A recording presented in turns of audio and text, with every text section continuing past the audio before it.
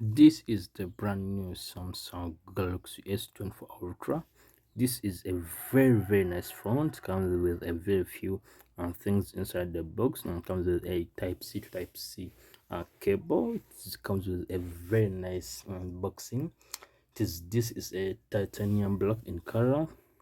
Comes with this very nice cameras, the 200 megapixel camera, the popular one, with a new times 10 times telephoto lens, which comes with a 50 megapixel sensor.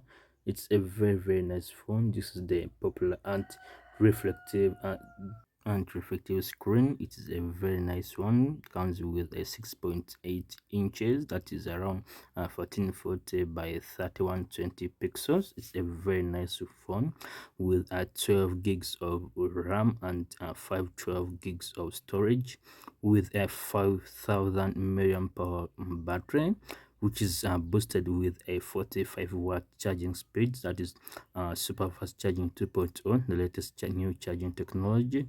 It also supports the 15 watts wireless charging. This is a very nice phone. Now, as you can see, it comes with a new SIP chipset, which is the Snap